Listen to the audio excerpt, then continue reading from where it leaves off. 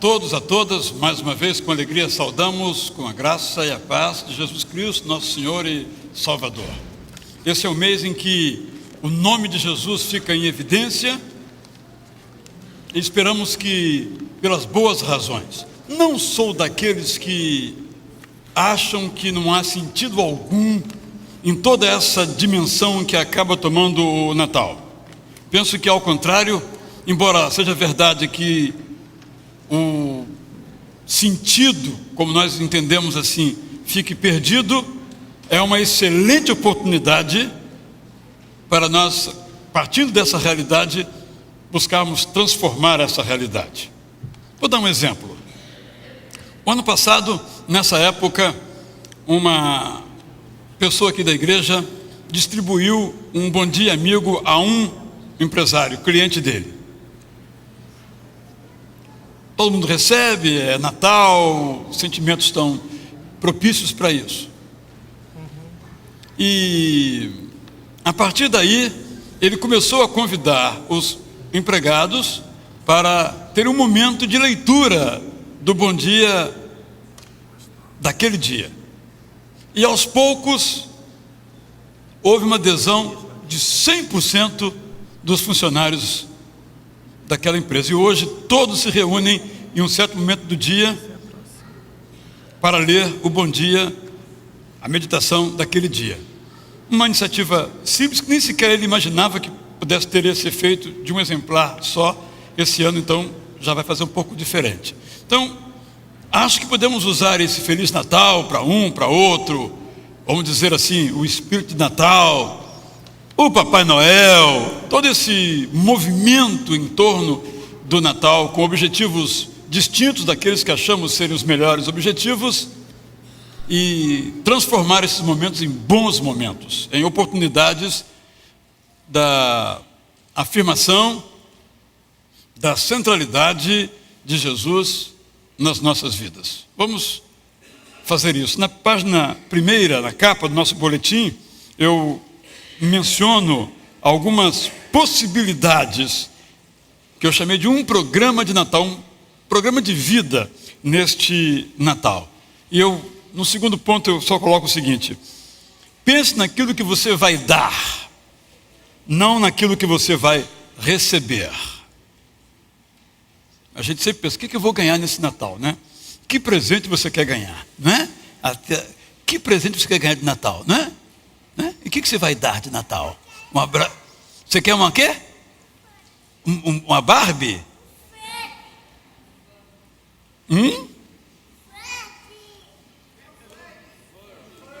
Furby? Eu não sei o que é isso, por isso que eu não entendi, a culpa é minha, é eu que sou analfabeto. Uma Furby, é isso? Furby, pai? Eu estou por fora, não sei o que vem a ser isso. Mas então vocês sabem, né? E o que você vai dar nesse Natal? Você vai ganhar isso, você vai dar o quê? Um abraço, um beijo no papai e na mamãe, na irmã? É isso que você vai dar no Natal?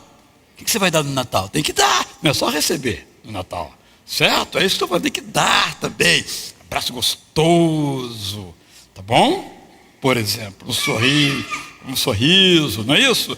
E acho que é um bom sentimento. Está aí o programa para você, então,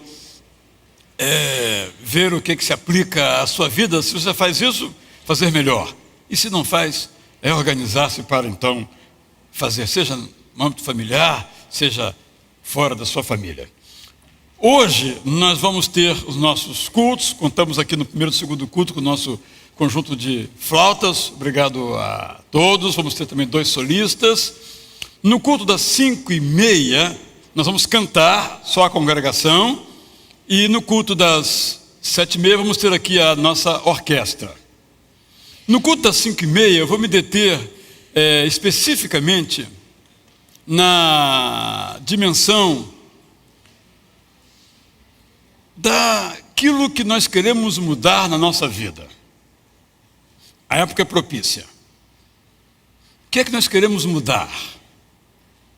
Em relação a uma prática, em relação a um hábito, em relação a um sentimento, aquilo que a gente e faz, mas gostaria de fazer e ser diferente. Então eu vou retomar um dístico que eu tenho utilizado aqui, um anagrama, né? A vida são 3 Ds: desejo, decisão e disciplina. Então hoje eu vou me ater a desejo. Na semana que vem não poderemos ter, por causa do Cantando Natal, vai nos envolver a todos. E semana que vem, sim, 14, perdão, sim, vou falar sobre decisão. E no domingo 21 não teremos, por causa do Cantando Natal. E no 28 faremos então a disciplina. São 3 elementos importantes que eu espero poder ajudar aqueles que estejam precisando. Seja algo muito interno, que você sabe que tem que mudar, uma disposição perante a vida. Pode ser isso, pode ser qualquer outra realidade, pode ser um vício. Um dia desses eu peguei um taxista, ele disse: meu problema é a cerveja. Eu perco dinheiro por causa da cerveja. Ele falando sobre isso. Mas eu vou mudar. Eu falei: não, você não quer mudar. Você está satisfeito, você acha que está legal isso. Mas eu perco muito dinheiro, eu perco cliente, eu perco meu tempo. Já fiz as contas quanto eu gasto com isso. Sim, mas você gosta, né? Então, seu desejo não é deixar. Seu desejo é continuar. Você tem que dizer qual é o seu desejo. O que você quer realmente? Porque se você não quer mudar, não haverá mudança. Esse é o primeiro passo. Isso para qualquer área, se tem esse caso, mas para qualquer área da vida. Hábitos de agressividade, hábitos, falar da vida alheia. O que você quer mudar? Vamos deixar que Deus nos abençoe nesse sentido. Então, depois de ter saudado os irmãos, à noite, então, como eu disse, às 7h30, a nossa orquestra. Mandei um WhatsApp para as pessoas do ensaio. Foi muito bonito. Você viu, Tamara, o WhatsApp? Viu, né? Peguei um momento aqui, estava muito bonito. E a música realmente tocante. Tem sido uma experiência muito boa também para todos nós. Aqui hoje, então, às 7h30, ou às 5h30, ou aos 2, como você assim desejar. Pergunto se há alguém entre nós que completou aniversário de nascimento, casamento ou batismo hoje, nessa semana, está completou, quer agradecer a Deus? Vem aqui, se esse é o seu caso. Pergunto também se há entre nós alguém que nos visita pela primeira vez, ou depois de muito tempo está retornando. Alguém assim? Fique em pé, por favor. Nós teremos prazer em presentear vocês com um Bom Dia Amigo. É o livro que estamos publicando aqui para a leitura a partir do próximo ano. Você possa...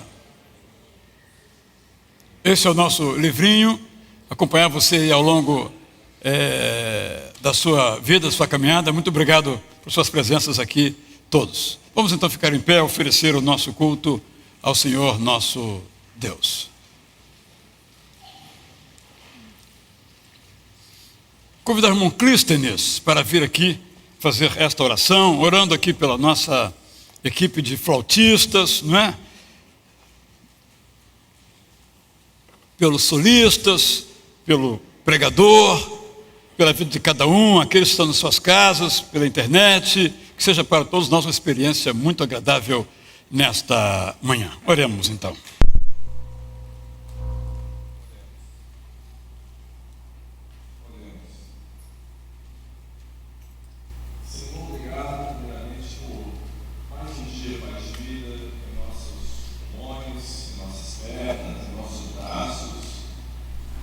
Em nosso andar, Pai, em nossas mentes, mais um dia de vida, porque, Senhor, isso não depende de nós, é unicamente resultado da Tua graça, Senhor.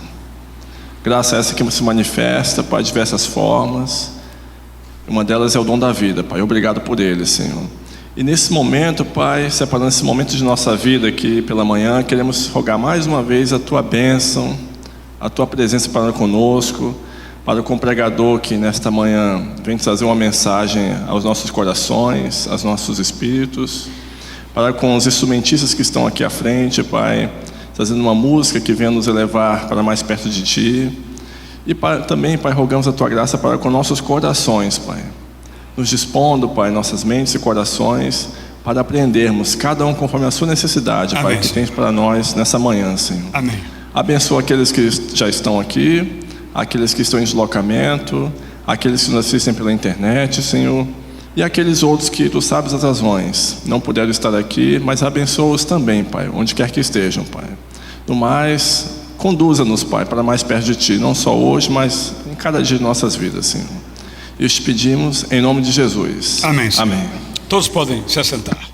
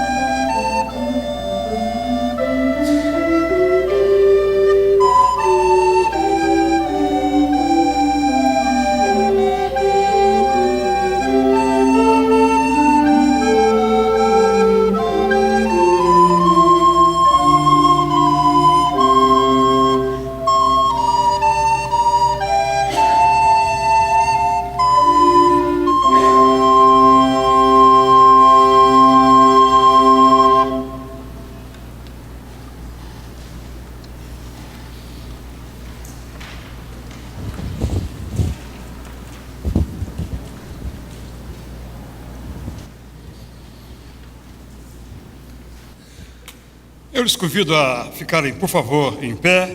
Vamos ler o texto, vamos cantar, vamos afirmar mais uma vez o fato de que o Natal é Deus se tornando homem. Esse Deus que o salmista diz que é glorioso, majestoso, triunfante, se tornou nada majestoso, nada triunfante em Jesus Cristo, para, vivendo as nossas realidades, poder nos prover de salvação, que é a razão principal da vinda de Jesus ao mundo. Vamos ler então João 1:14, depois vamos cantar como indicado.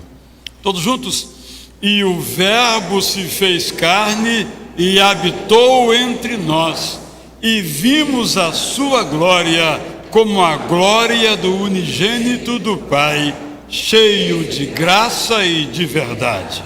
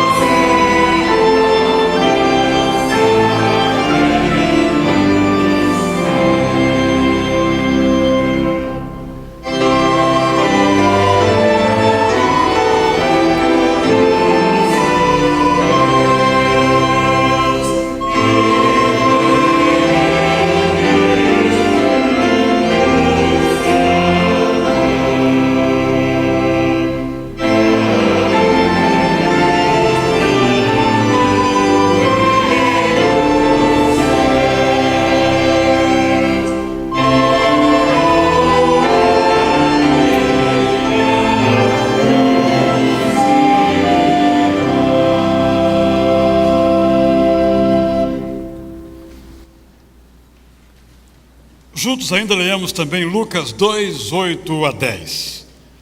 Ora, havia naquela mesma comarca pastores que estavam no campo e guardavam durante as vigílias da noite o seu rebanho.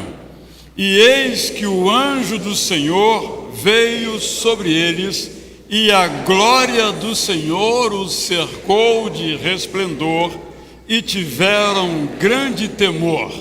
E o anjo lhes disse: não temais, porque eis que vos trago novas de grande alegria, que será para todo o povo, pois na cidade de Davi nos nasceu hoje o Salvador, que é Cristo o Senhor. Essa expressão, não temas, não temais, não tema, aparece na Bíblia 100 vezes. Porque Deus sabe que nós temos medo. Então nos aconselha a que nós não tenhamos medo. E o Natal é exatamente o fim do medo.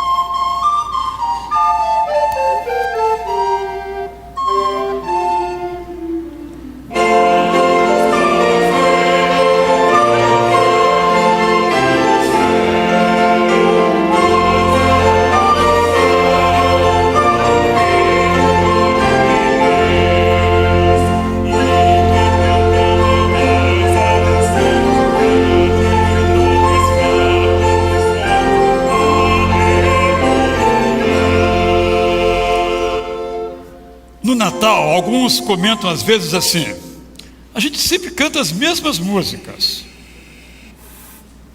Não é verdade? Bem, hoje estamos cantando outras músicas. Então nós temos que aprender também, não é? Então acho que as duas estrofes primeiras nos ajudaram a perceber qual é o ritmo. E aqui no final, né, gente? No final, exige um esforço. Quer cantar para a gente um pouquinho, só esse final? Vou pegar aqui o microfone, para que nós possamos então acompanhar. Canta uma estrofe toda, e a gente vai prestar atenção nesse finalzinho aí. Grandes e nobres, fracos e pobres, é num ritmo alucinante, né?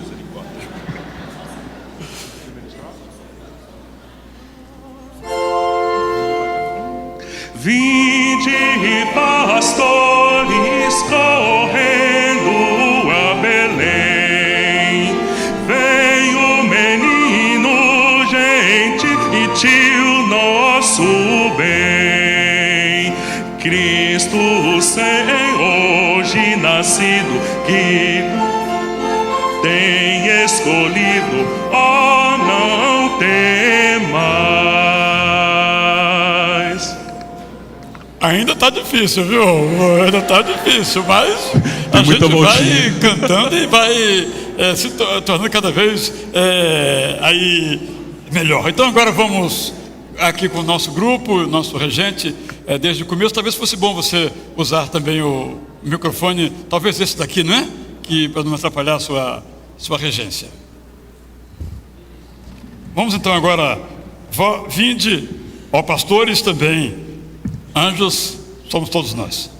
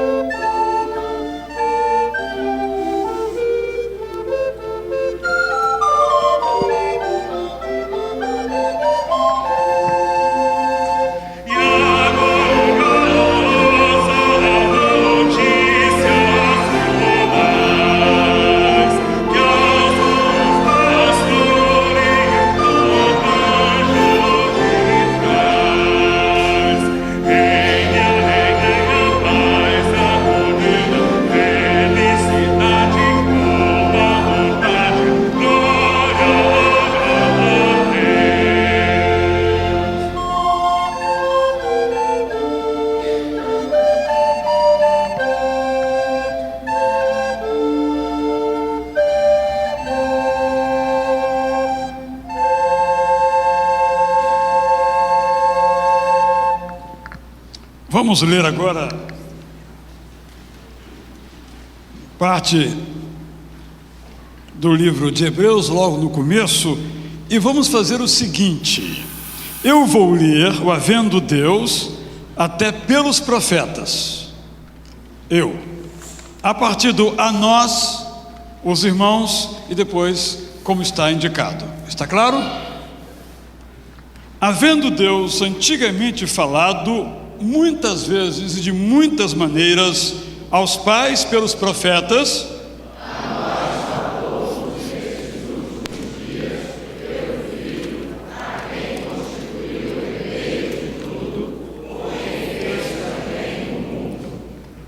o qual, sendo o resplendor da sua glória e a expressa imagem da sua pessoa, e sustentando todas as coisas pela palavra do seu poder, havendo feito por si mesmo a purificação dos nossos pecados, assentou-se à destra da majestade nas alturas.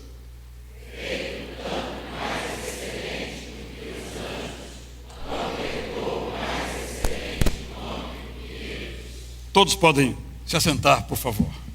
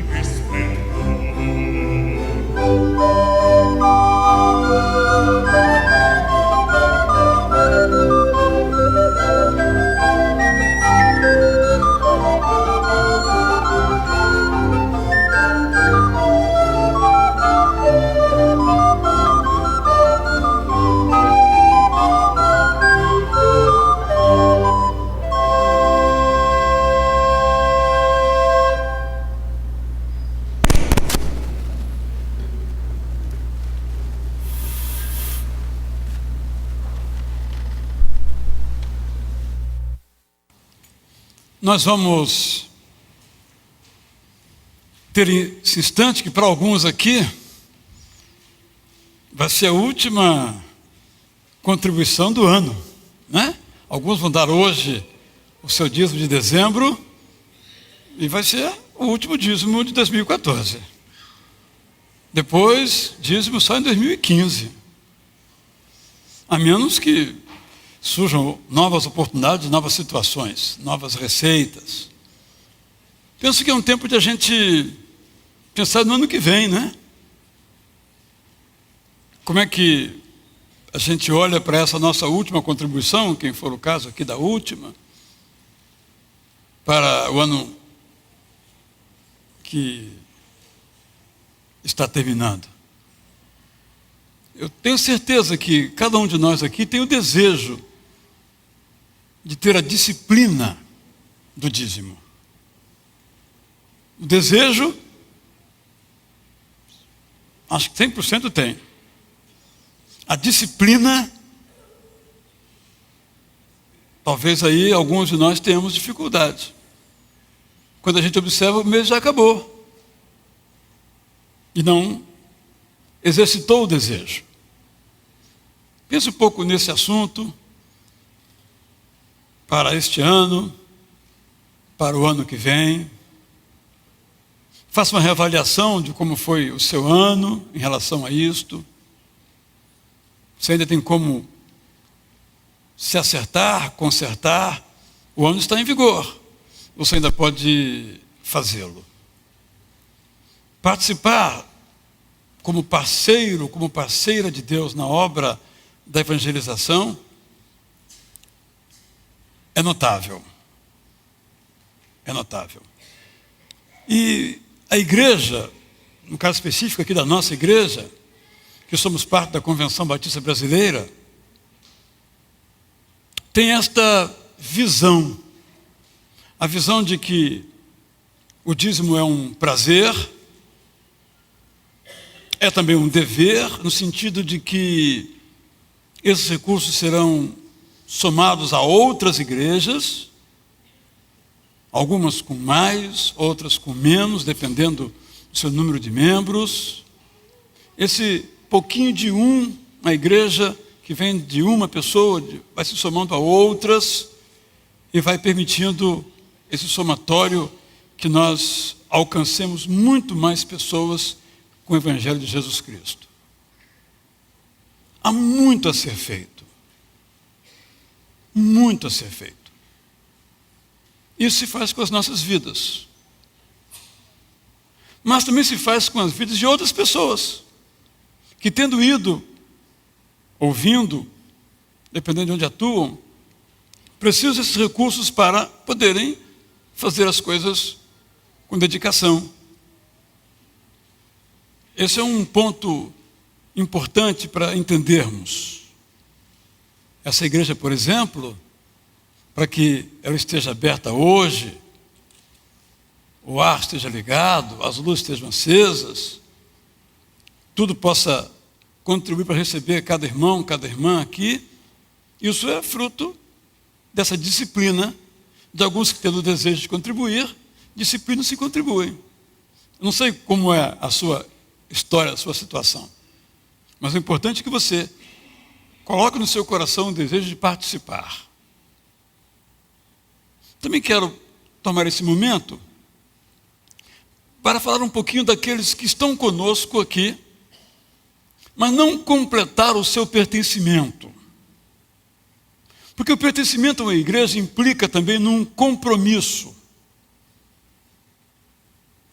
E todo compromisso tem um preço.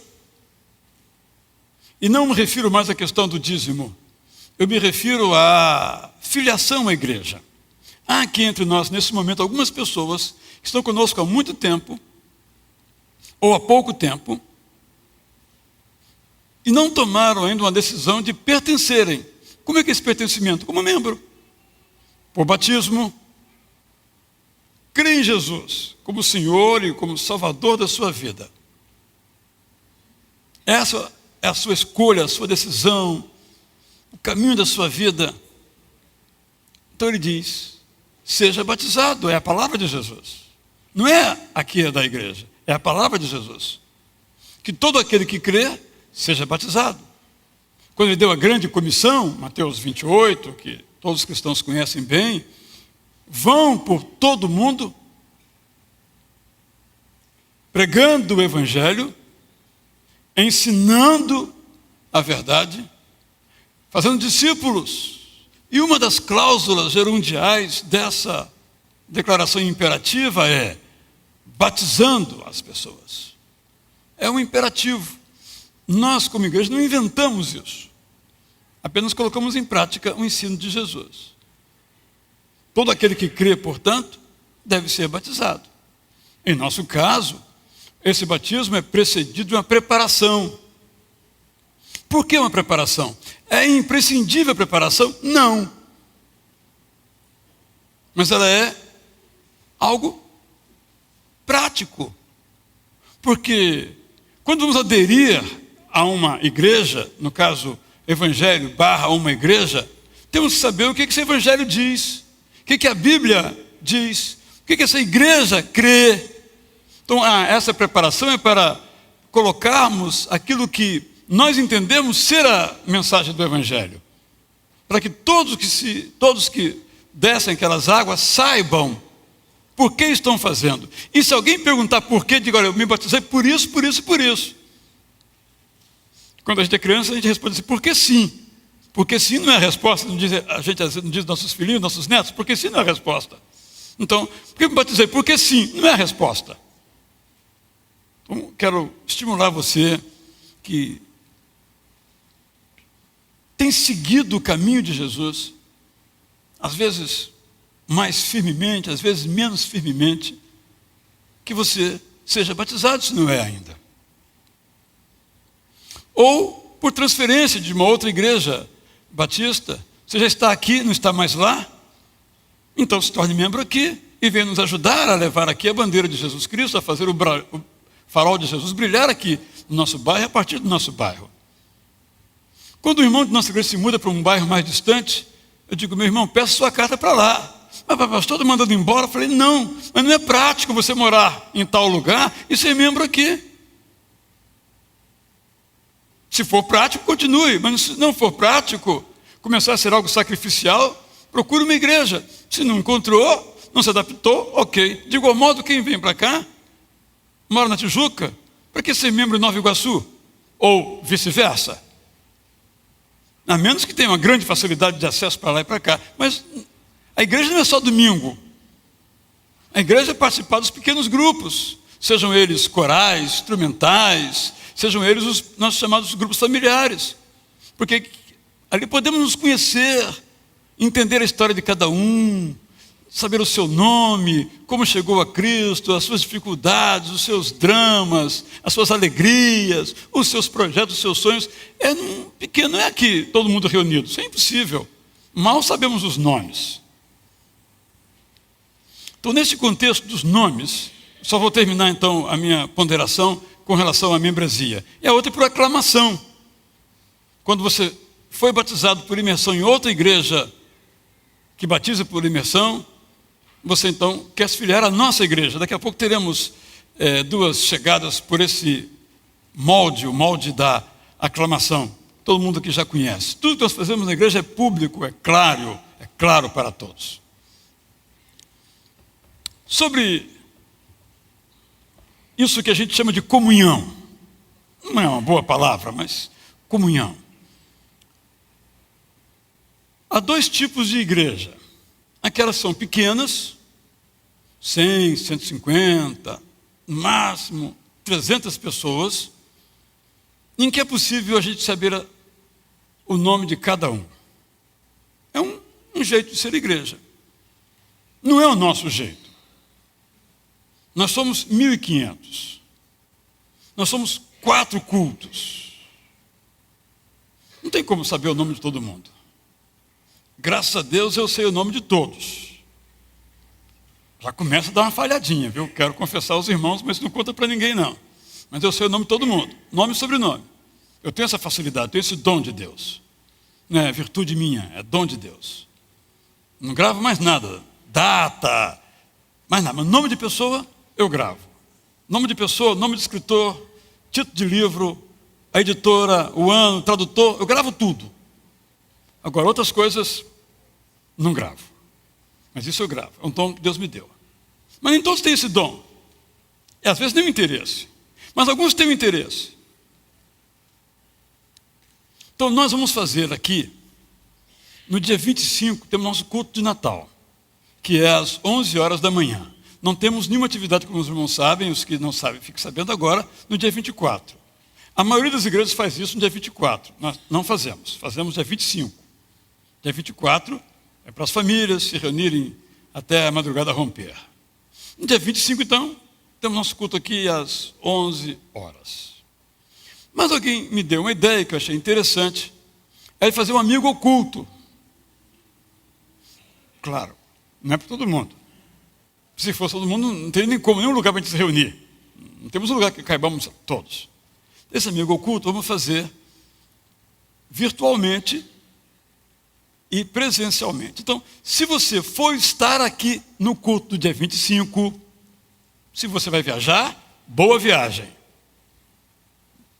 Se não vai viajar, virá o culto às 11 horas, faremos um amigo secreto às 10 horas. Antes do culto, nos revelar os amigos.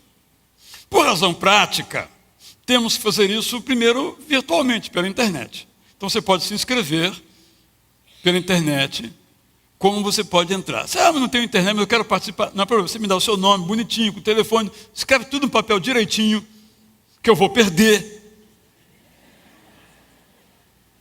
Mas antes de perder, eu vou fotografar, e aí não vou perder. Fique tranquilo. Seria uma maneira de... Qual é o objetivo? Aprender os nomes. Porque nós somos o nosso nome. Ô, fulano, não tem jeito, é Marcos, é Verônica, é Antônio, é Elcio. Nós temos nomes. E os nomes nos descrevem, nos identificam. Então o objetivo é a gente aprender os nomes. De ver a pessoa aqui, mas eu conheço esse senhor, o senhor lá da Itacuruçá, não é? Mas qual é o seu nome? Não sei. Acho uma maneira de a gente fazer isso. Então, se você quer participar, me mande um e-mail, ou um WhatsApp, ou escreve no papel. Vamos encontrar uma maneira de participar. O presente só pode custar R$10. Não me dê um BMW, eu nem sei dirigir. Eu só quero um presente de R$10. Certo? E também vou dar um de R$10. O objetivo não é o presente.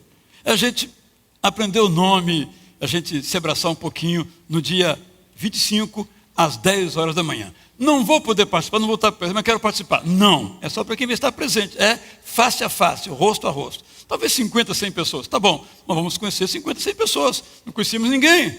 Não está ótimo assim? Então, fica esta possibilidade aí. Antes, então, do ofertório, quero chamar aqui, então, o Marcos Antônio e a Elisângela para esse momento em que eles desejam se filiar à nossa igreja. Chamo também a mãe do Marcos Antônio para vir dar um apoio emocional aqui, né?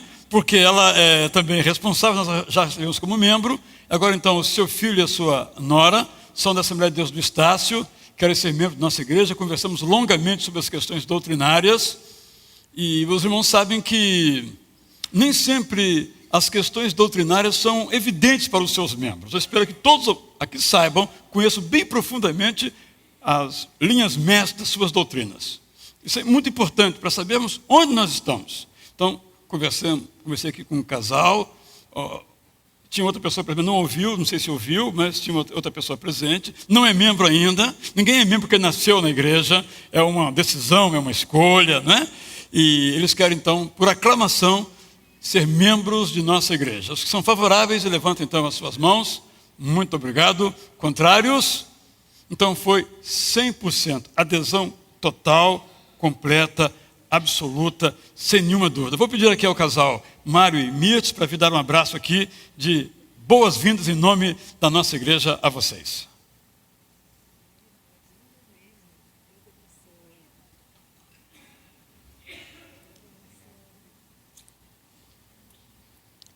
Agora o seguinte, eu não falei para vocês, falar agora, não sei se pode se arrepender ainda.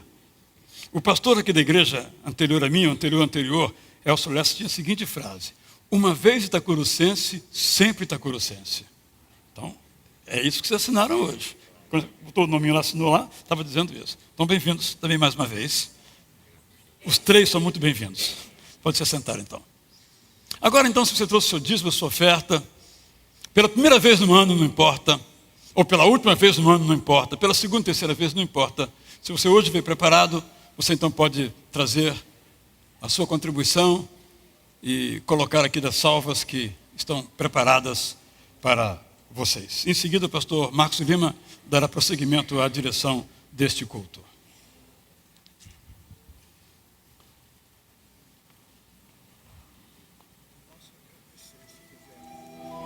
Posso agradecer.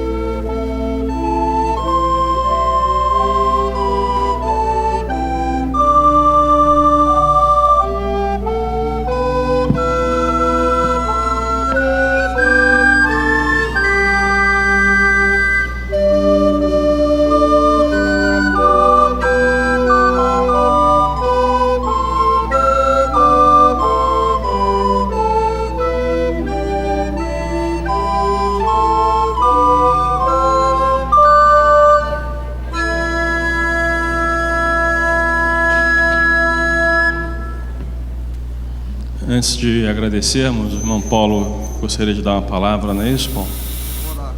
Orar. Então, Paulo vai orar, então, agradecendo a Deus pelos dízimos e ofertas. E nós estamos felizes. Eu nunca vi amanhã no culto tantos irmãos vindo ofertar. Está cheio, né? Está pesado, Paulo? Está pesado, irmão Elson? Graças a Deus pela fidelidade dos irmãos. Deus abençoe a todos. Senhor Deus e Altíssimo Pai, durante esse ano, Senhor, muitos de nós aqui, quase todos talvez, estivemos aqui à frente, trazendo nossas ofertas, nossos dízimos, com muito amor, porque reconhecemos que devemos a Ti uma gratidão, sem maneira nenhuma de agradecer completamente. Primeiramente, pela salvação imerecida em Cristo Jesus. Depois, pelas bênçãos em nossas vidas, apesar de alguns tropeços, mas sentimos que Cristo está em nossos corações e fazendo com que procuremos viver uma vida de acordo com a sua vontade. Esse numerário, Senhor, servirá para a expansão da igreja e muito zelosamente, com muito cuidado, o colocaremos nas mãos das pessoas certas para desenvolver o trabalho. Então, Senhor, essa é a gratidão que temos de poder não só contribuir, mas ver o resultado das contribuições através de vidas que foram tiradas do pecado e da morte. Por tudo isso, Senhor, te agradecemos. Por cada uma das pessoas que estão aqui, os que doaram, os também que não deixaram para outro dia a sua doação, é que todos possam sentir seus corações felizes por estarem aqui nesta manhã tão gloriosa. Por isso pedimos tudo e agradecemos em nome de Jesus. Amém. Ok, os irmãos podem levar as salvas.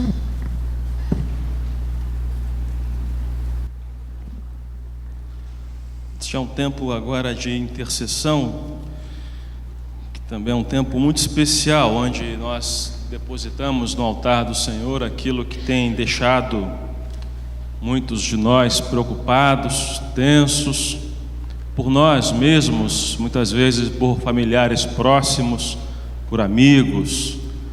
Nesse grupo tem sido interessante, nesse grupo de oração que o pastor Israel tem pelo WhatsApp, que nós recebemos mensagens real time o dia inteiro, à noite também. Bom, pelo menos até a hora que ele vai dormir. E aí você começa a ler pedidos de irmãos que estão intercedendo por companheiros de trabalho, por esposos ou esposas de companheiros de trabalho, por amigos de amigos, que tem nessa pessoa um referencial de relacionamento com Deus. Acho que isso é que fica marcado na nossa mente. Quando nós conseguimos revelar para as pessoas que temos, não por vaidade nossa, mas por ação e graça de Deus, um relacionamento com Deus, isso é maravilhoso, meus irmãos, porque podemos ser, sim, farol e sal. Podemos fazer diferença. Essas pessoas começam a olhar para a gente com outros olhos, então pedem para que oremos por elas. E tem sido assim. Nesse grupo a gente tem tido essa grata e feliz surpresa de colegas de trabalho que estão pedindo oração por eles para irmãos nossos, porque esses irmãos nossos têm feito diferença no meio onde eles estão. Tem sido assim e deve ser assim. Então, se você tem alguma dificuldade, algum problema, você quer orar pelo seu amigo de trabalho, pelo seu parente, pela sua vida pessoal, por qualquer problema, saiba que nós cremos um Deus que tem todo o poder. E Ele pode responder hoje, Ele pode responder amanhã, pode responder daqui a 10 anos. Não importa, importa que nós podemos contar com o consolo e com o conforto desse Deus. Nós vamos ler o texto que está impresso e em seguida nós vamos cantar Noite Jubilosa. E aí você poderá vir aqui à frente, ficar em pé, fique à vontade, ajoelhado, apenas coloque no altar do Senhor Jesus Cristo aquilo que tem incomodado a sua vida, aquilo porque você tem se proposto a orar por um colega seu, como disse agora há pouco. Mas eu insisto, deixe-se mirar por outros irmãos que têm uma vocação de Deus para orar e para interceder. Esse é um mistério da igreja. Nós levantamos e pessoas olham para você sem que você saiba e oram por você naquele momento e durante a semana. Isso é um espetáculo, isso é uma maravilha, uma graça de Deus. Então confie e creia em Deus. Vamos ler então? Então os olhos dos cegos serão abertos e os ouvidos dos surdos se abrirão.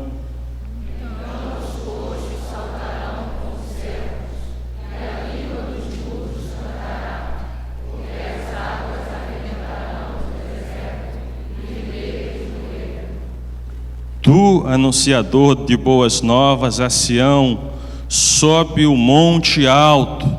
Tu, anunciador de boas novas a Jerusalém, levanta a tua voz fortemente, levanta e não temas, e dize às cidades de Judá: eis aqui está o vosso Deus.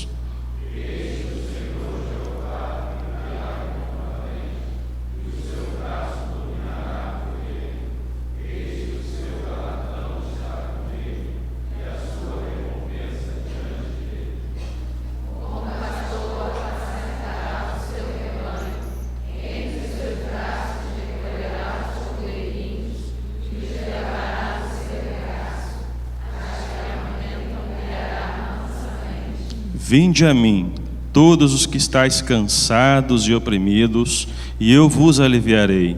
Tomai sobre vós o meu jugo, e aprendei de mim, que sou manso e humilde de coração, e encontrareis descanso para as vossas almas.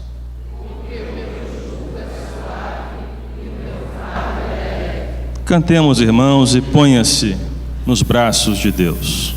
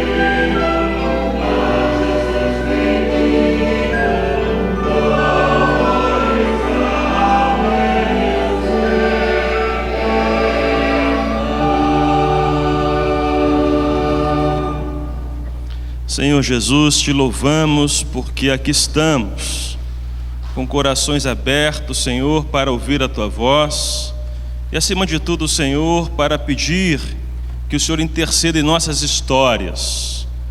Muitas vezes erramos, Senhor, o alvo, sabemos que entristecemos o Senhor, muitas vezes somos vítimas, ó Deus, de flechas malignas, mas nós queremos pedir que o Senhor nos conserte, que o Senhor nos prepare para recebermos o que o Senhor tem de melhor para cada um de nós. Tu conheces, ó Deus, as lutas que muitos filhos teus, irmãos meus, estão enfrentando. Tu conheces cada coisa que tem preocupado essas vidas, ó Deus. Tu sabes os motivos por que cada um aqui está em pé nesta hora, mas nós sabemos, Senhor, que todos nós confiamos em Ti. Sabemos que o Senhor tem todo o poder e que o Senhor pode mudar as nossas vidas, consertar os erros, endireitar as nossas veredas. É isso que esperamos, Senhor. Tantos irmãos meus aqui oram por suas vidas pessoais, por suas famílias, por seus cônjuges, por seus filhos. Ó Deus, opera nessas vidas, Senhor. Restaura essas vidas, Senhor. Abençoa essas vidas, Senhor. Que todos nós tenhamos de Ti o que precisamos. Muitas vezes, ó Deus, o que precisamos é tão pouco e não conseguimos enxergar. Abre os nossos olhos, ó Pai. Abre os nossos olhos para que possamos perceber a Tua presença constante em nossas vidas. Abençoa-nos, Senhor, no que precisamos, sim. Mas, acima de tudo, Senhor, naquilo que o Senhor tem projetado para cada um de nós, que o Senhor nos ajude a ver. Abençoa, Senhor, as nossas vidas, no que temos de mais precioso, que ela própria, Senhor, diante do Senhor Todo-Poderoso. Deus bendito, fala aos nossos corações. Deus bendito, cura as nossas doenças. Deus bendito, sara as nossas famílias. Abençoa os nossos companheiros de trabalho. Abençoa-nos todos. Tem compaixão do povo brasileiro, também intercedemos neste momento. Deus bendito, que o Teu povo fale. E acima de tudo, como dizia Paulo, sejamos todos cartas vivas do amor de Deus por onde passarmos. Assim oramos gratos e esperançosos, sabedores pela nossa própria história que temos vivido, que o Senhor age, que o Senhor atua e que o Senhor tem todo o poder.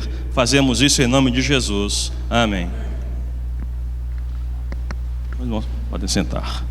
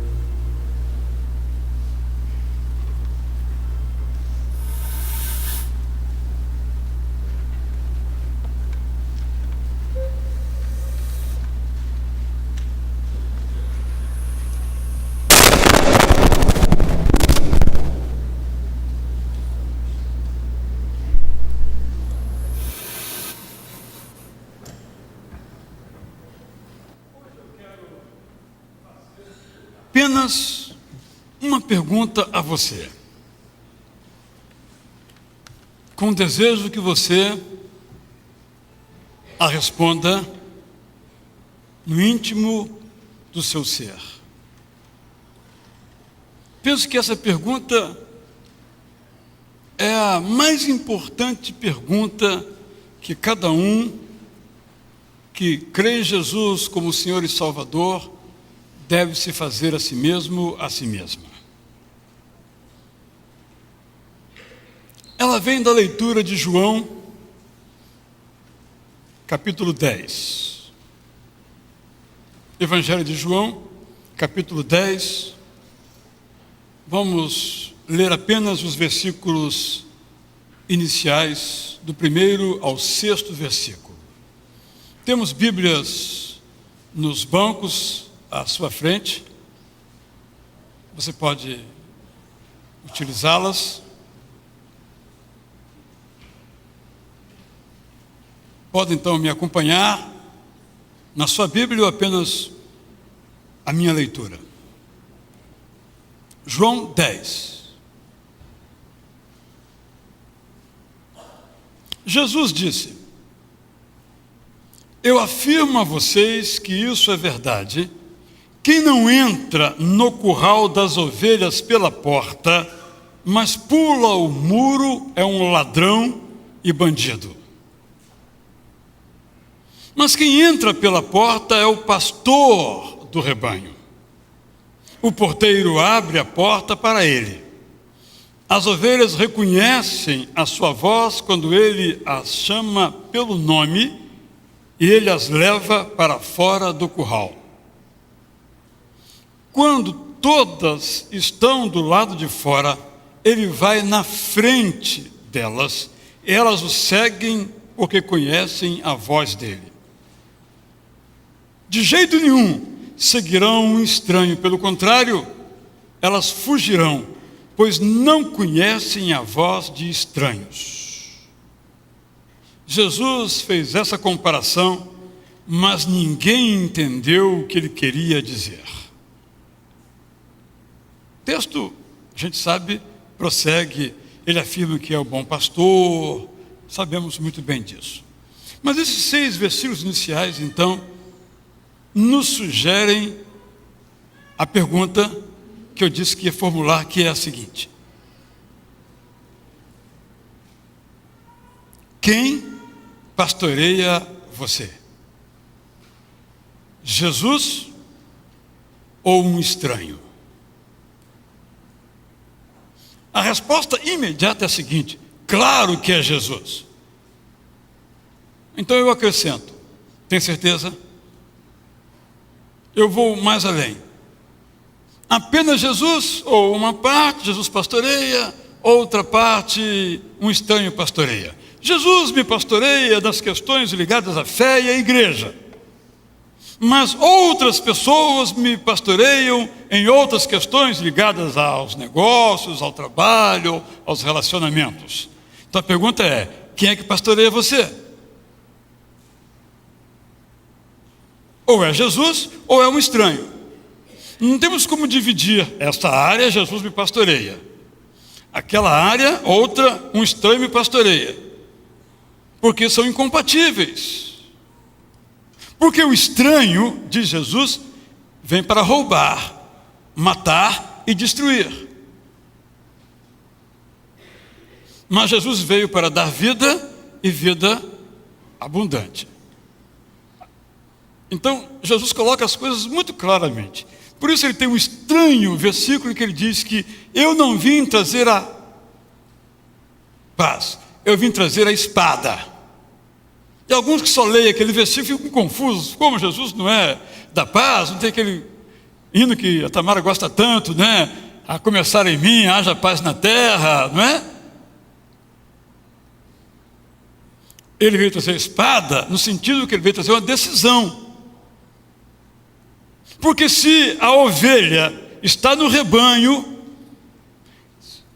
a porta se abre, entra um estranho, leva essa ovelha, ela não volta para o rebanho, ela vai ser destruída. Porque o objetivo do estranho é devorar a ovelha. Mas o objetivo do pastor Jesus é pastorear, é cuidar. Por isso ele vai na frente. Se houver algum perigo, ele já dissipa, ele já resolve. Se os pastos estão ralos, ele conduz as ovelhas por outro pasto, para outro pasto, onde possa se alimentar. Se as águas estão sujas naquele dia, naquele lugar, ele leva para outros lugares, porque ele quer vida para as suas ovelhas.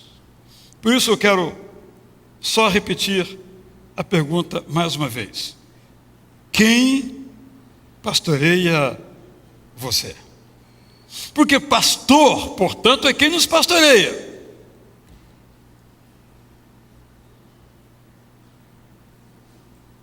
Não é alguém que tem o título de pastor, até pode ter,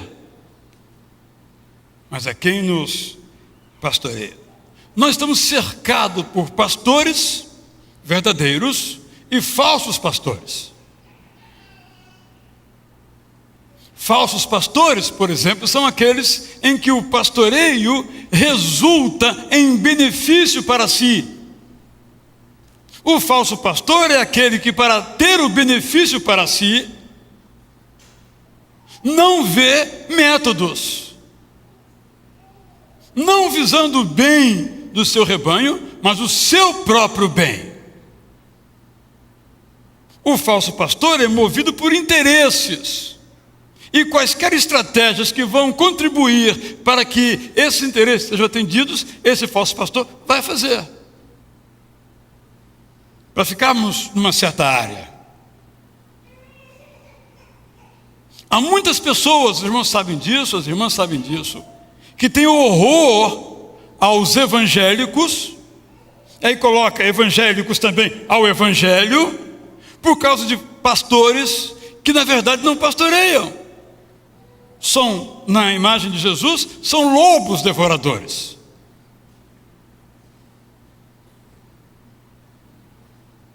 Como é que sabemos que é lobo devorador? Comparando com o pastor Jesus Cristo. O pastor Jesus Cristo se sacrifica pelas ovelhas. O lobo, o falso pastor, pede o sacrifício das suas ovelhas. É uma diferença fácil de se observar e de se notar. Ontem mesmo eu me encontrei com uma pessoa, a gente já sabe o diálogo. Disse: olha, eu gosto muito da sua igreja, já fui lá uma outra vez, vocês são uma igreja séria, vocês são autênticos, foi a expressão dele. Já sabia onde ele queria chegar, já sabia. Pois é, mas há pastores, aí já toda aquela conversa que me deixa indignado, disse ele. Eu digo: e a mim também. Talvez a mim mais do que ao senhor, porque eu sou confundido com esses também. O mesmo título, pastor. Como é que eu sou diferente deles? Pelo título não dá para saber. Tem que conviver para saber. Por exemplo, pastores que oferecem aquilo que Jesus Cristo não oferece. Jesus não oferece, por exemplo, uma vida só de vitórias, em que tudo vai de bem a melhor. Ele oferece vitórias e aflições. Essa parte corta. O evangelho pela metade não é evangelho. Alguns oferecem, por exemplo, que você, para seguir a Cristo, não precisa renunciar a nada. Você pode continuar com a sua vida, com o seu estilo de vida, com o seu egoísmo, com os seus vícios, com os seus pecados, porque está tudo bem. Jesus é amor, Ele é graça, não precisa nada de novo na sua vida. Isso é falso. E às vezes essa falsidade tem uma intenção de pegar o dinheiro desse que acha que é parte do rebanho de Jesus Cristo, e continua com a sua vida, do seu jeito, sem nenhuma abdicação, sem nenhuma renúncia. Ninguém pode tomar a cruz de Jesus sem pagar o preço da dor de carregar essa cruz. A cruz de Jesus pesa, machuca o ombro. Esse é o evangelho completo. Um evangelho sem cruz não é evangelho. Um evangelho em que eu, você, não tenhamos que renunciar nada, perder nada, não é evangelho.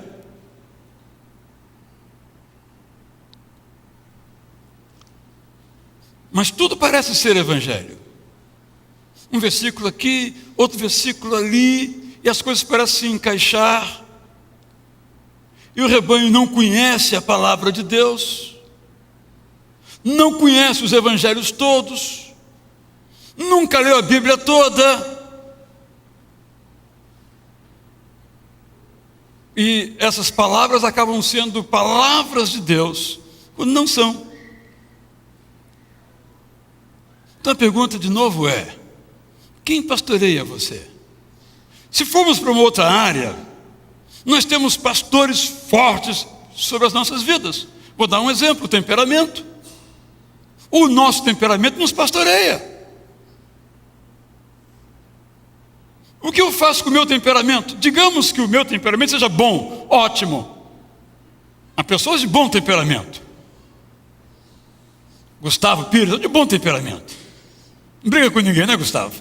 Até pisar no seu carro, aí é igual a todo mundo, né? Eu suponho. Não, Gustavo, bom temperamento, bom de conviver com ele. Mas há pessoas que têm um temperamento ruim. Chegam a ser maus no seu temperamento. São pastoreados por maus temperamentos. Ah, tudo bem. É o seu temperamento, você nasceu assim, né? Fazer o quê, né? Deus que lhe desse um temperamento melhor. Então, vai trombando, matando, derrubando, destruindo.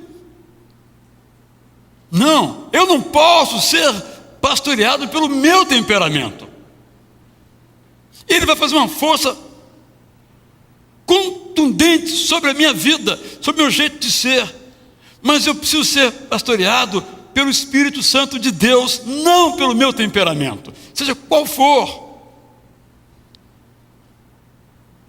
Eu poderia mencionar diferentes situações. Dei duas situações. Uma da área, digamos, religiosa e outra da área do comportamento interno, que se refletem, é claro, em nossas vidas externas. Por isso, de novo, a minha pergunta: quem pastoreia você? E quero dizer então, em linhas muito gerais, que nós devemos desejar ser pastoreados por Jesus, tomando um cuidado muito preciso e precioso, o cuidado de não nos contentarmos com o nosso próprio discurso. Muitos de nós nos satisfazemos com o nosso discurso, seja na pregação, seja no cântico, seja na oração. Mas nós temos que ir além do discurso, para que ele seja vivo. Por isso eu sempre gosto de repetir assim: se eu digo, irmão, estou orando por você, eu estou orando por você. Para dar um exemplo. Porque eu posso ter um discurso, Deus o abençoe, estou orando por você, como se isso por si mesmo tivesse algum efeito. Talvez até tenha, a pessoa acredita que está orando por ele, mas é mentira. Como a gente consegue avançar um pouquinho, não é? Da teoria para a prática. Para usar aqui a imagem do Marcos Lima, eu gosto de poupar, eu não gasto tudo o que eu tenho. Ok? É um discurso, mas esse discurso tem uma rubriquinha chamada saldo no banco, ou saldo na poupança, 0. É só discurso. Pode ser que por alguma outra razão, mas você disse, eu quero ser um poupador, quero guardar tanto dinheiro por mês ou por ano. No final, tem que ter um somatório positivo. De igual modo na vida cristã. Eu amo as pessoas. Tem que ter alguma maneira de medir isso. Só o discurso é insuficiente. Então precisamos saber que Jesus Cristo é o bom pastor. Mas não basta que nos contentemos com esse fato de que Ele é o bom pastor, de afirmarmos, de cantarmos que Ele é o bom pastor. Como é que esse bom pastor nos pastoreia? Esse texto nos diz algumas coisinhas, eu vou ser muito breve. Primeiro, Ele nos chama pelo nome. Ou seja, Ele não é um pastor genérico.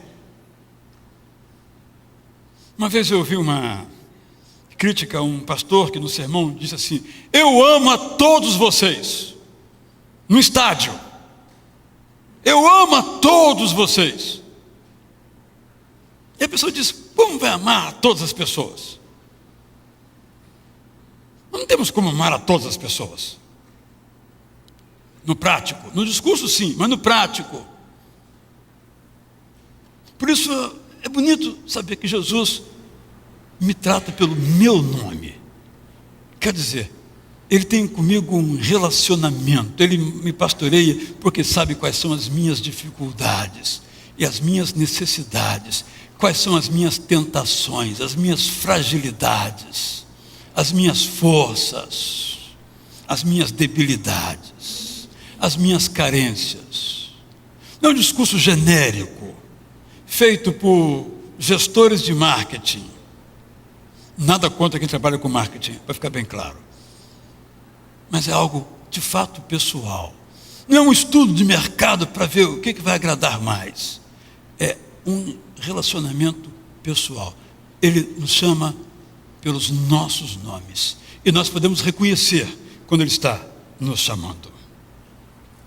Mais ainda, Jesus nos pastoreia sem qualquer interesse dele em troca, a não ser o nosso próprio bem-estar, que inclui, sobretudo, a nossa salvação. Mais ainda, eu sei que é algo muito difícil de ao homem moderno entender, talvez alguns aqui ainda não entendam isso. Jesus nos pastoreia sacrificando-se por nós.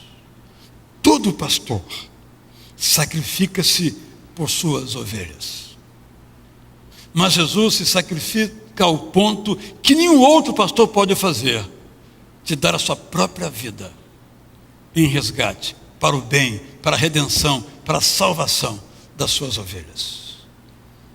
Eu penso que essas dimensões são muito válidas, porque às vezes eu me deixo pastorear por ideias, sentimentos, pessoas que não trazem salvação, não trazem bem-estar, não trazem alegria verdadeira, não traz paz que excede. Eu às vezes deixo brechas para que outros me pastoreiem, seja de novo o meu desejo, o meu temperamento, a ideologia que predomina no mundo onde eu vivo. E aí, colhemos os frutos. Quando eu me deixo pastorear por Jesus, eu colho frutos. Quando eu me deixo pastorear por outros pastores, eu colho frutos. Bem, eu nem preciso dizer que se formos comparar esses frutos, por essa base comparativa, ninguém ouviria os outros pastores. Porque os frutos do pastor Jesus são simplesmente sempre muito bons. Mas os frutos do outro pastor, seja o vício, o temperamento, um mau hábito, um desejo ruim, a gente já sabe qual é o resultado. É só destruição. Então eu volto à minha pergunta: quem pastoreia você? O texto diz que quando Jesus entra no curral, o porteiro, o zelador, o chefe, abre, ele entra, ele fala com as ovelhas, chama pelo nome as suas ovelhas e elas já sabem o que devem fazer. Saem atrás dele para encontrar o pasto e a água. Mas ele vai à frente. E se houver perigo, ele enfrenta o primeiro ataque. Se houver sede, ele é o primeiro a ter sede. Se houver fome, ele é o primeiro a ter fome. Porque o desejo dele, o interesse dele é o nosso bem. Não ouça estranhos. Ouça a Jesus. Pense, quais são os estranhos que estão pastoreando você? Eu dei aqui exemplos. Talvez nenhum deles se aplique a você, mas outros se aplicam.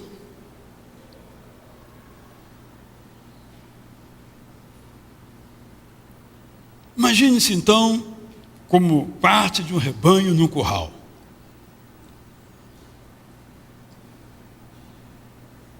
Imagine chegando um pastor estranho, não o bom pastor,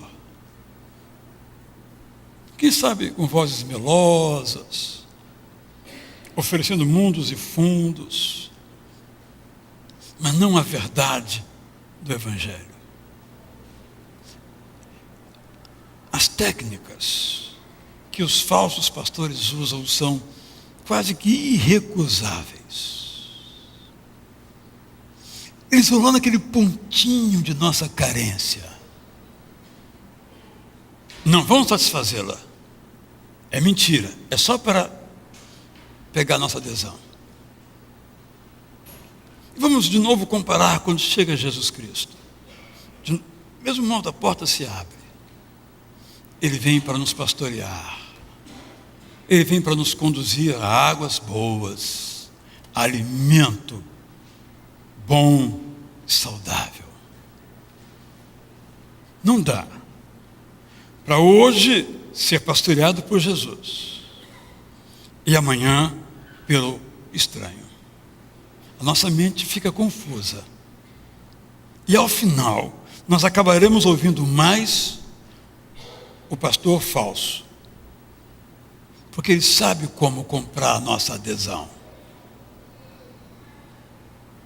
Ele sabe como nos conduzir lá para um lugar bem escuro, onde nos possa assaltar.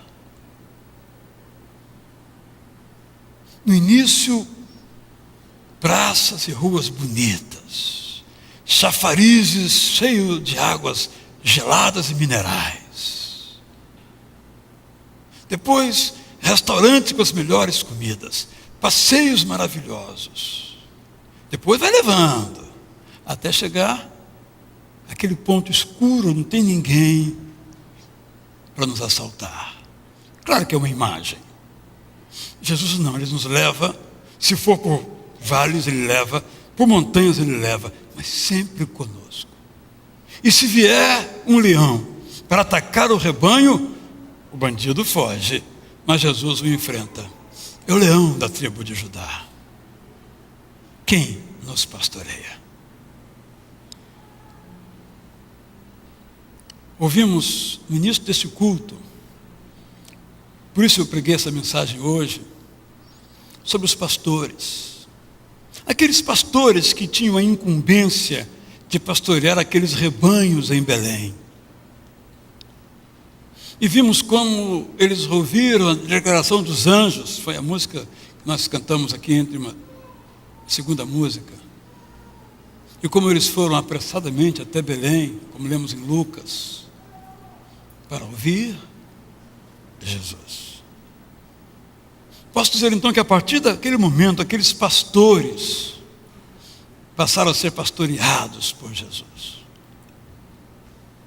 Sei que quase todos nós aqui já tivemos um encontro com Jesus. Temos ouvido permanentemente a voz de Jesus, mas também tentam nos seduzir outras vozes. Às vezes nós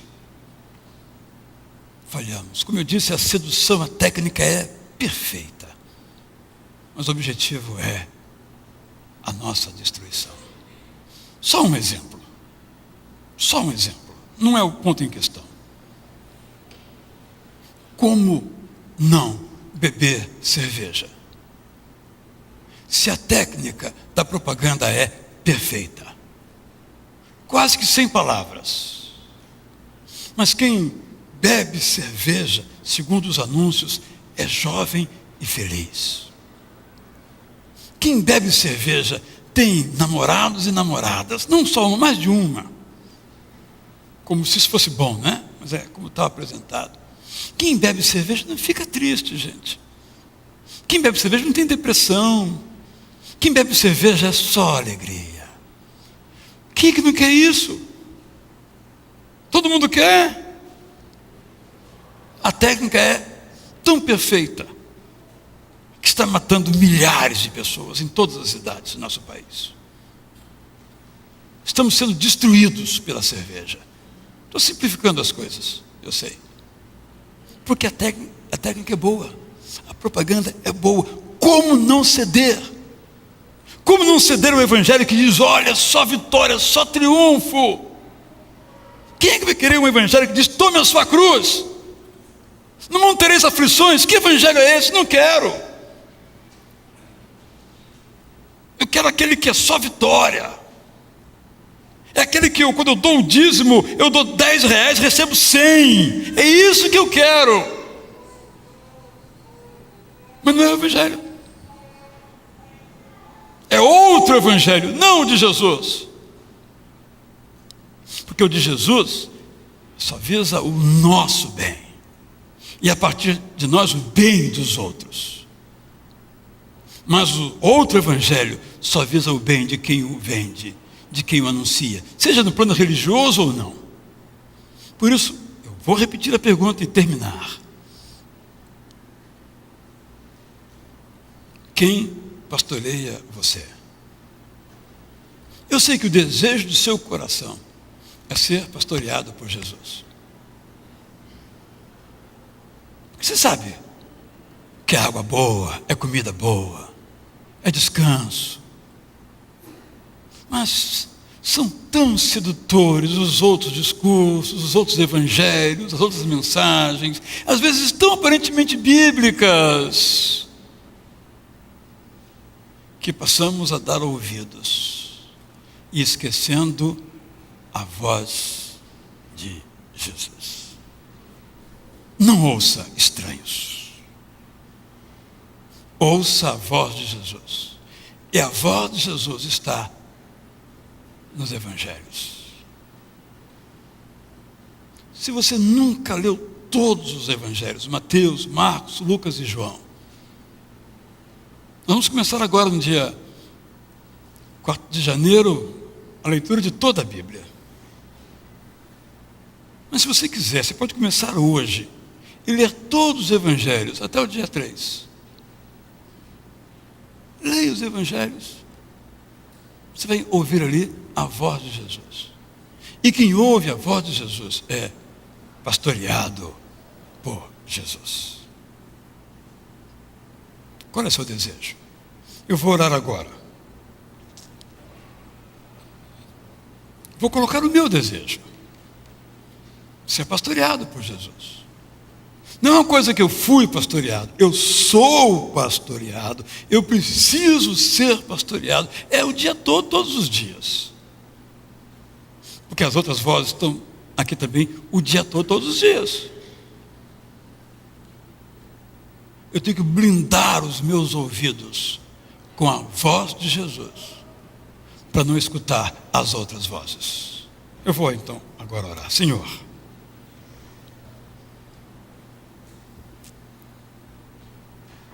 venha nos pastorear.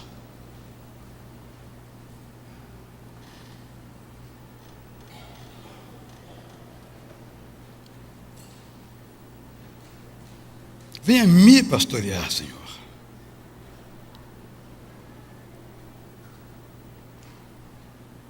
Ajuda-me, ó Deus, a blindar os meus ouvidos contra as vozes da morte, embora vindas em nome da vida, para que eu possa escutar tão somente a voz de Jesus e ter uma vida que vale a pena. Abençoa-me, Senhor. Eu te peço, em nome do bom pastor, o meu Jesus, o nosso Jesus. E todos digam amém. Vamos então, nesse instante, participar desta música final, esta afirmativa que vem dessa música Noite de Paz, que nós bem conhecemos, como expressão do nosso desejo. Quero só lembrar, enquanto os irmãos se preparam aí, que as camisetas, ainda temos camisetas à venda e gostaríamos que todos usassem no dia 21. Hoje à noite teremos a orquestra, como já mencionei, às 5h30, cântico congregacional. Vou pregar sobre o primeiro D de uma vida restaurada, desejo. E vamos ter nossas programações natalinas ao longo dessa semana. Eu vou informando aos irmãos, estão todas programadas. Domingo que vem pela manhã teremos o coro da igreja, à noite teremos o coro Novo Canto, e vamos prosseguindo semana após semana. Tudo é o Natal. E no dia 21, nós cantando Natal às 7h30 na praça. Talvez ainda haja algum convite. Acabaram todos semana passada, os 3.000 que fizemos mais 1.000, não sei quantos temos ainda, para você convidar pessoas para virem participar conosco na praça. Mais informações no site Eu Sei o Sentido do Natal.com.br. Criamos especificamente para essa finalidade, para informar sobre essa atividade. Bom dia, amigo. Se você não comprou os seus ainda, pode descer aqui à esquerda, no nível térreo. Irmão Itamar está lá esperando para lhe entregar os seus volumes. E quem, quer participar do Natal na Cristolândia, só procurar o pastor Alcenir à porta também.